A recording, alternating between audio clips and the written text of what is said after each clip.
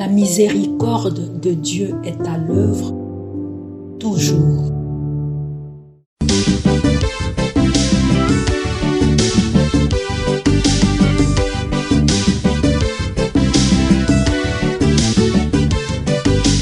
Biblia, buku ya bomoi, buku ya bonyae, emayele, ekokolisa boya bibwa biso.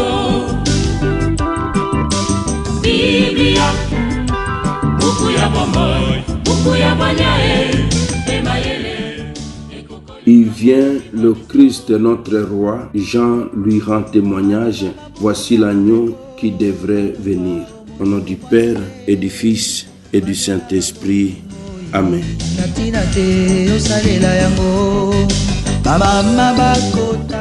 Bien, chers frères et sœurs dans le Christ, bonjour.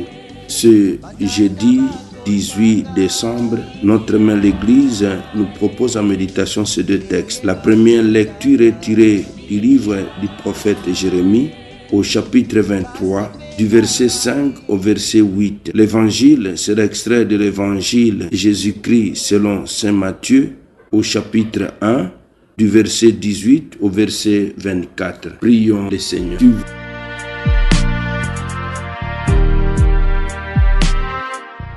Vois Dieu Tout-Puissant, nous ployons sous les péchés qui a soumis l'homme à sa loi. Apporte-nous la délivrance grâce au renouveau que nous attendons de la naissance incomparable de ton Fils bien-aimé. Lui qui vit et règne avec toi dans l'unité du Saint-Esprit, Dieu pour les siècles des siècles. Amen.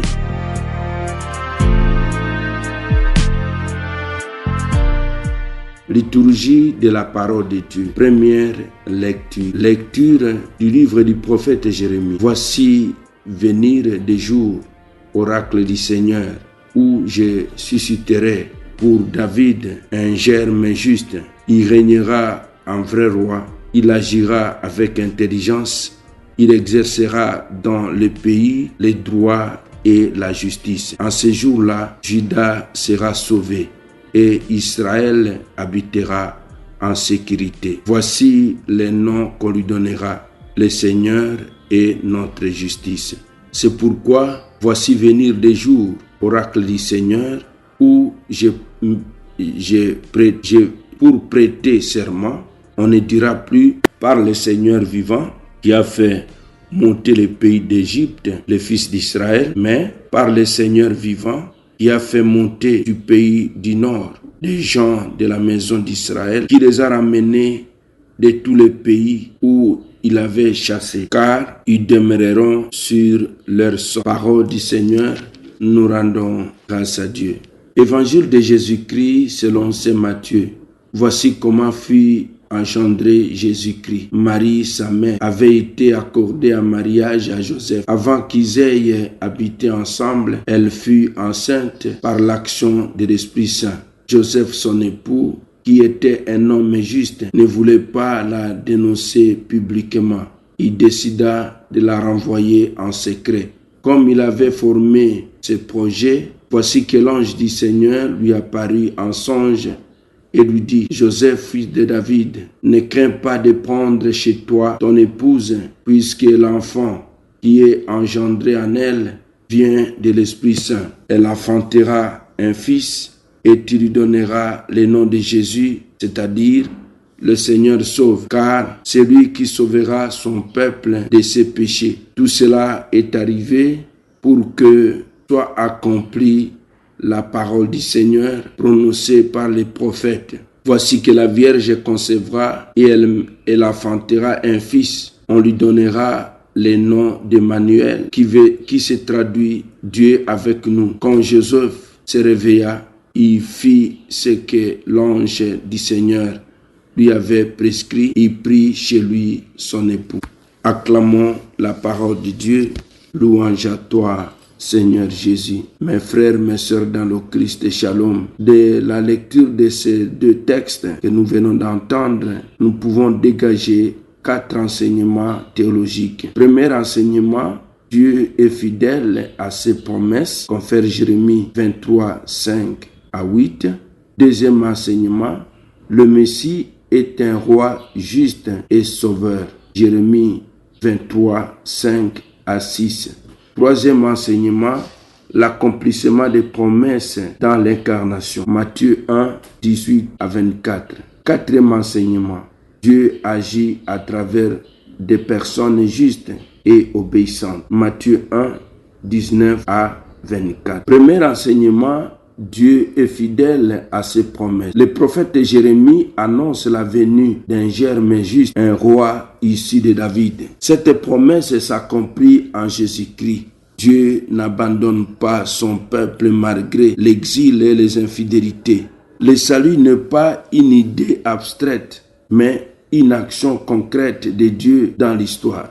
Dieu reste fidèle même quand tout semble perdu. Deuxième enseignement, le Messie est un roi juste et sauveur. Confère Jean, Jérémie 23, 5 à 6. Le Messie instaurera le droit et la justice. Son nom, le Seigneur, est notre justice. Jésus est le roi qui sauve, non par la violence, mais par l'amour et l'obéissance au Père. Dieu restaure l'homme par la justice et la miséricorde. Troisième enseignement, l'accomplissement des promesses dans l'incarnation. Matthieu 1, 18 à 24. Jésus naît dans l'action de l'Esprit Saint. Il naît de l'action de l'Esprit Saint. Joseph, descendant de David, donne à Jésus une filiation légale. La promesse faite à David s'accomplit. L'Emmanuel, Dieu avec nous, révèle la proximité de Dieu avec l'humanité. Dieu entre dans notre histoire pour la sauver de l'intérieur.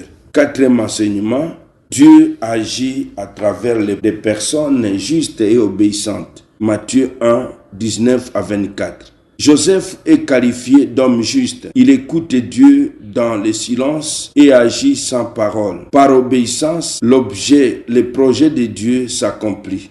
La théologie de la collaboration humaine au salut. Attitude chrétienne à cultiver. Nous avons 5 attitudes chrétiennes. Première attitude, espérance confiante. Croire que Dieu agit même dans les situations obscures.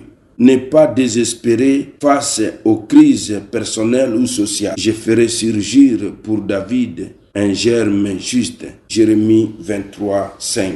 Deuxième attitude, accueillir la volonté de Dieu. Comme Joseph, accepter le chemin de Dieu, même lorsqu'il bouleverse nos projets. Dire oui dans la foi. Joseph fit ce que l'ange du Seigneur lui avait prescrit. Matthieu 1, 24. Quatrième attitude, justice et droiture.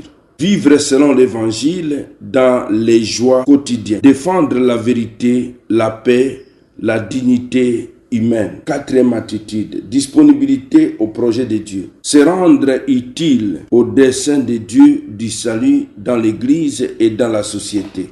Être des instruments discrets mais efficaces à l'œuvre de Dieu. Cinquième attitude, foi active et silencieuse. La foi ne se limite pas aux paroles, elle se manifeste par des actes concrets. Accepter de servir sans chercher des honneurs. Amen. Et que Dieu Tout-Puissant vous bénisse et vous protège, le Père, le Fils et le Saint-Esprit. Amen. Excellente journée à tous.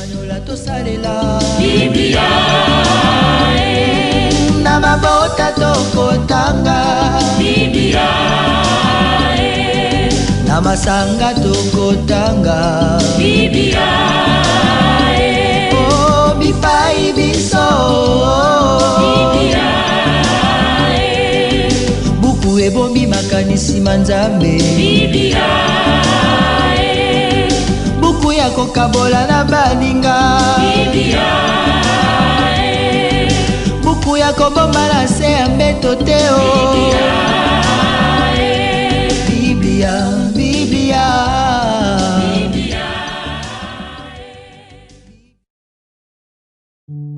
La miséricorde de Dieu est à l'œuvre toujours.